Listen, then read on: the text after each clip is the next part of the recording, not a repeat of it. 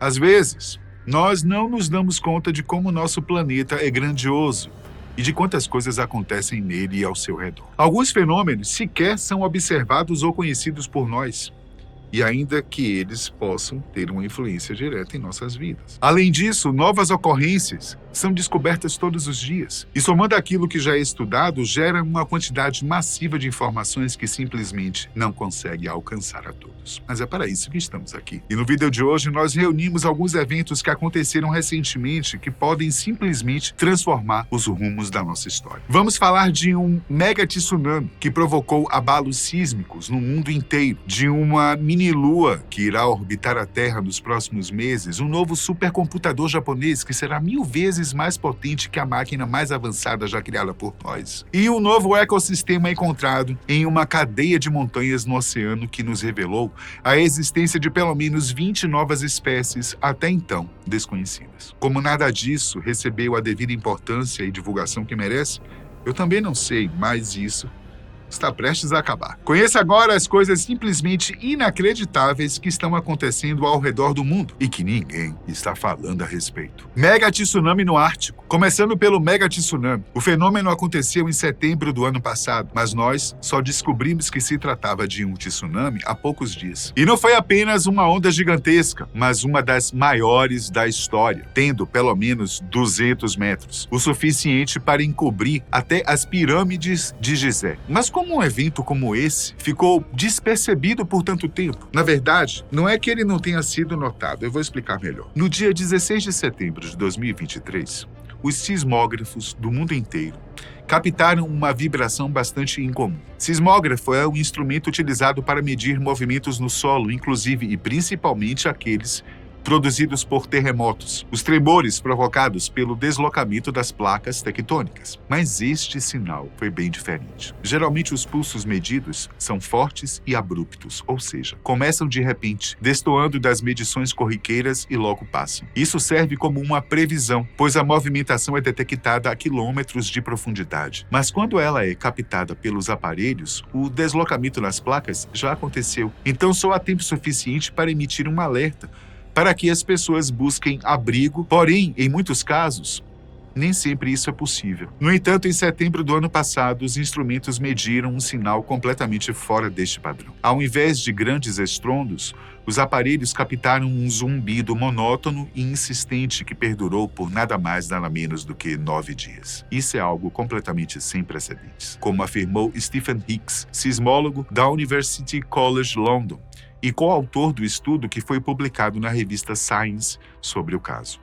No dia da primeira medição, ninguém sabia ao certo o que estava acontecendo, e muitos pensaram que seus aparelhos poderiam estar quebrados, pois um terremoto nesses moldes teria destruído nosso planeta. Mas vários especialistas ao redor do mundo tiveram resultados semelhantes, o que deixou claro que estávamos diante de um fenômeno ainda inexplorado. As primeiras investigações deram conta de que o sinal que produziu essas vibrações vinha do leste da Groenlândia, mas ninguém sabia ao certo do que se tratava. Foram necessários cerca de 68 cientistas de 15 países e 21 instituições diferentes trabalhando durante um ano inteiro para entender o que realmente aconteceu. E o resultado foi assombroso. E para surpresa de poucos, tem a ver com o impacto das nossas ações em nosso meio ambiente. Durante anos, uma geleira que fica na base de uma montanha de 1.200 metros acima do fiord de Dixon, no Ártico, sofreu com um aumento significativo do aquecimento global. Conforme a geleira diminuía de espessura, a montanha logo acima ficava cada vez mais instável, já que ela apoiava todo o seu peso sobre a estrutura de gelo. Até que, no fatídico dia 16 de setembro de 2023, o glaciar se rompeu, fazendo a enorme massa de gelo e rocha colapsar na água, gerando volume suficiente para encher cerca de 10.000 piscinas olímpicas. O resultado você já deve imaginar. O deslocamento de água que se seguiu formou uma onda gigantesca com 200 metros de altura, uma das maiores já registradas pela humanidade. Mas como é que ninguém viu isso? E por que ela não causou grandes estragos, como infelizmente estamos acostumados a testemunhar nos noticiários? Isso se deve principalmente a 2 fatores. O primeiro deles é que aquela região é extremamente remota. A água só atingiu uma base militar abandonada e um sítio em que provavelmente havia resquícios de povos que já passaram por ali, mas ninguém foi atingido diretamente. O segundo e principal motivo tem a ver com o fenômeno que fez o deslizamento reverberar ao redor do mundo. Como eu disse, a geleira estava na base de uma montanha que se ergue acima do fiord de Dixon. Fiord é o nome dado à formação geológica, em que o mar está em uma entrada entre montanhas, como que formando um corredor. Geralmente esse tipo de formação ocorre com mais frequência no hemisfério norte e ela pode ser rodeada por geleiras e ou rochas. O que aconteceu foi que a enorme onda gerada pelo deslocamento da água ficou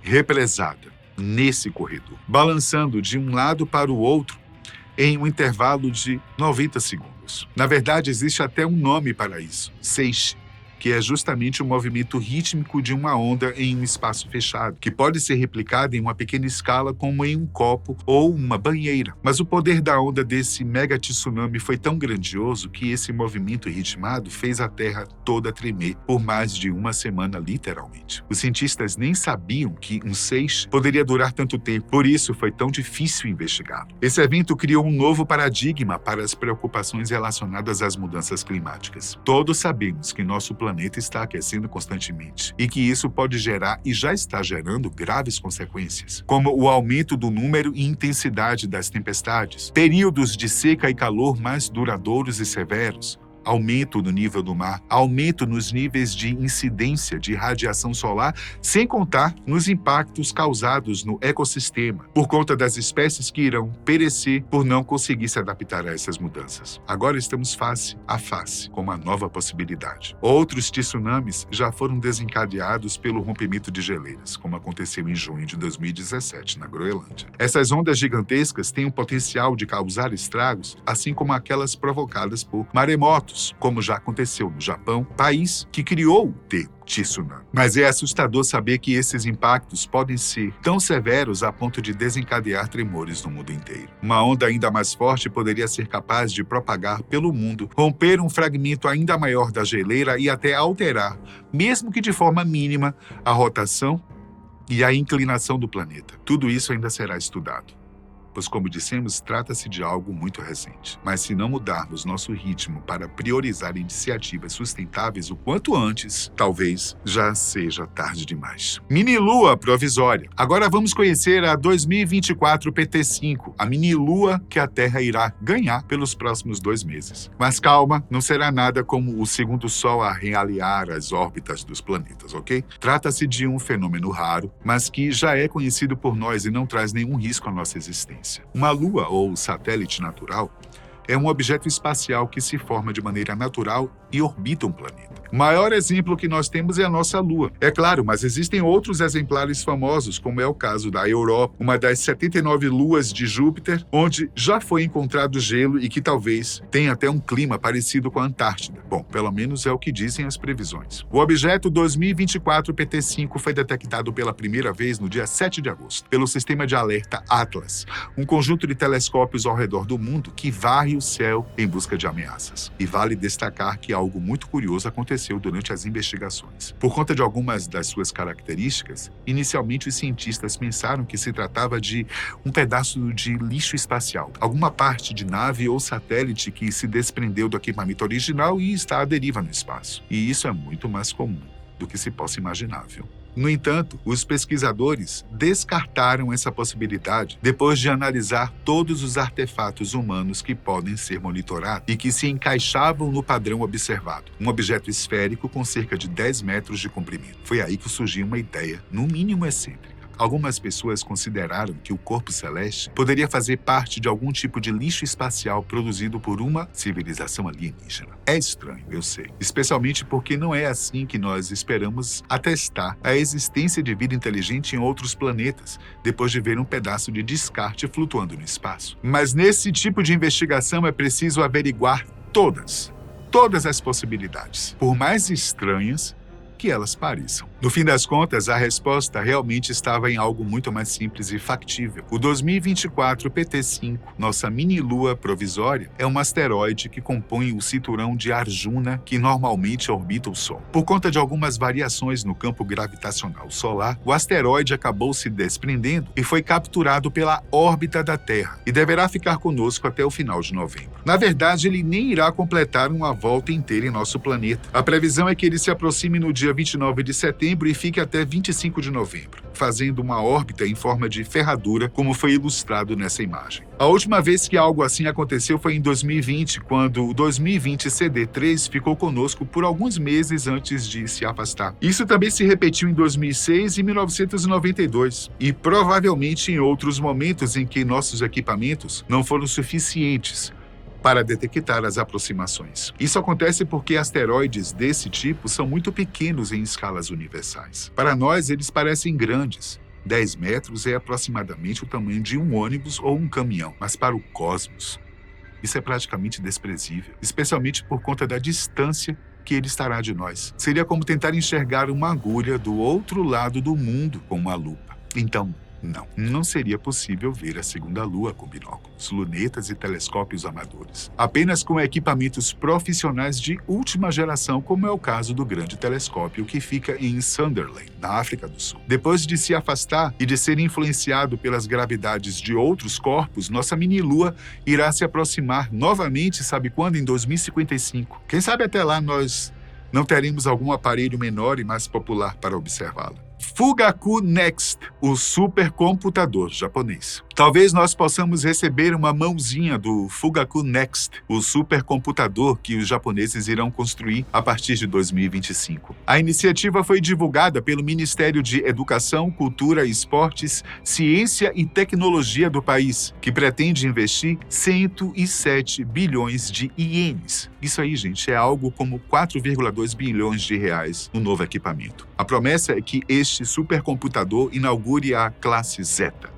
na computação mundial, o que significa que ele irá realizar operações em escala de zetaflops. O flops, ou operação de ponto flutuante por segundo, é a medida que diz o quão rápido um supercomputador pode resolver cálculos complexos. Neste caso, o Fugaku Next será capaz de operar 1 sextilhão de dados por segundo. Você sabe o verdadeiro tamanho disso? Provavelmente não. Mas tá tudo bem, não é culpa sua não. É que nós humanos não fomos feitos para lidar com números tão grandes assim. 1 sextilhão pode ser representado pelo termo 10 elevado a 21, ou seja, é o número 1 seguido de 21 zeros, ou isso daqui. Para se ter uma noção, estima-se que existem 100 bilhões de planetas na Via Láctea, um número 400 mil vezes menor. Nossas melhores teorias atuais indicam que existem por volta de 70 sextilhões de estrelas em todo o universo, o que significa que o Fugaku Next poderia computá-las em pouco mais de 1 minuto. Isso se todas elas pudessem ser observadas com nossos instrumentos, é claro. Deu para ter uma noção do que é que a gente está falando? Isso é revolucionário. E não é a primeira vez que os japoneses fazem algo desse tipo. Em 2020, as empresas Riken e Fujitsu, as mesmas que estão por trás dessa nova empreitada, criaram o supercomputador Fugaku, que foi o mais potente do mundo até 2022. Ele foi montado em 400 racks, juntando cerca de 150 mil CPUs, o que gerou um nível de processamento nunca antes visto. Em 2022 foi a vez dos americanos passarem à frente com o Frontier, o supercomputador que é capaz de atingir 1,2 exaflops de processamento, sendo considerado o mais rápido da atualidade. Já o Fugaku Next, o sucessor dos japoneses, deverá trabalhar com pelo menos 1 zetaflop, sendo 1000 vezes mais potente que o seu atual concorrente. Agora, quais serão os impactos disso para nós? Sinceramente, é até difícil prever. Sabemos que estas novas gerações de supercomputadores irão trabalhar de forma integrada com a inteligência artificial, o que indica que estamos próximos de desenvolver uma IA geral, uma entidade capaz de controlar a maior parte dos nossos sistemas eletrônicos. A supercapacidade de computação do Fugaku Next também deverá ser usada para rodar modelos complexos sobre o nosso universo, ajudando a identificar futuras casas potenciais, além de auxiliar a busca por vida extraterrestre inteligente e de avançar nossas teorias da física, astronomia, cosmologia, por aí vai. Além disso, os japoneses também deverão usá-lo para fomentar as pesquisas científicas em todas as áreas, sobretudo medicina e farmacologia, o que irá garantir o avanço dos tratamentos nos próximos anos. Mas até 2030, ano previsto para a entrega do Fugaku Next, existem alguns desafios que precisam ser superados. O primeiro deles está relacionado aos recursos. Por mais que nós sabemos que o Departamento de Tecnologia é um dos que mais recebe investimentos atualmente, é sempre difícil lidar com aportes financeiros na casa dos bilhões, sobretudo se a política não está a seu favor. Nós sabemos que o Japão está se preparando para se defender de um possível ataque que poderá ser desferido da China, Rússia, Coreia do Norte ou seus aliados. E isso está consumindo boa parte de seus recursos. Outro grande desafio é energético. Um supercomputador como esse deve consumir 21 gigawatts para funcionar, o que seria equivalente à energia gerada por 21 usinas nucleares convencionais, algo inimaginável para nós. Como será possível resolver essa questão? E quais serão os possíveis impactos ambientais gerados? Só o futuro poderá nos dizer. A cordilheira subaquática. E por último, mas não menos importante, vamos conhecer as descobertas feitas em uma região que fica a 1.400 quilômetros da costa do Chile. Por lá, existe uma cordilheira muito similar à dos Andes, que vai da Patagônia até a costa do Mar do Caribe, exceto porque ela é bem menor e está submersa no Oceano Pacífico. A Cordilheira de Nasa, como está sendo chamada, se estende desta área próxima ao Chile até a Ilha de Páscoa, onde estão os Moais, as mais de 900 estátuas enigmáticas de rostos humanoides. Nesse conjunto de montanhas, ao menos uma se destaca. Um monte de pelo menos 3.000 metros, que é o maior que o Monte Olímpio, que fica na Grécia, e possui quase o mesmo tamanho de um dos vulcões mais famosos do mundo, o Monte Fuji, no Japão. A cordilheira foi descoberta através dos esforços da Schmidt Ocean Institute, uma fundação sem fins lucrativos que se dedica à exploração marinha. Os pesquisadores usaram um sistema de sonar montado sob o casco de um navio para mapear o leito oceânico. E ao se deparar com esta formação inusitada, enviaram um ROV, uma espécie de drone, para investigar mais de perto. E as descobertas foram surpreendentes. A equipe conseguiu documentar um polvo Casper branco fantasmagórico, uma espécie muito rara de águas profundas que nunca havia sido observado nessa região. Além disso, eles avistaram 2 sifonóforos, mais conhecidos como monstros de espaguete voadores, que, ao julgar pelas imagens, fazem jus ao seu apelido. Também foi observada uma nova espécie de polvo, provavelmente da família do fantasminha Casper, que ainda nem recebeu o nome científico. Houve também um exemplar de lula que foi capturada pela análise e que tem muito potencial para ser uma nova espécie. Ao todo, existem 20 candidatos que podem aumentar a lista dos animais conhecidos pela humanidade. Tudo isso serve para nos lembrar o quanto nós ainda precisamos conhecer o nosso próprio planeta. Menos de 30% do leito dos oceanos já foram mapeados, e eles representam 70% da superfície da Terra, ou seja, ainda existe muito para ser feito. Até a próxima.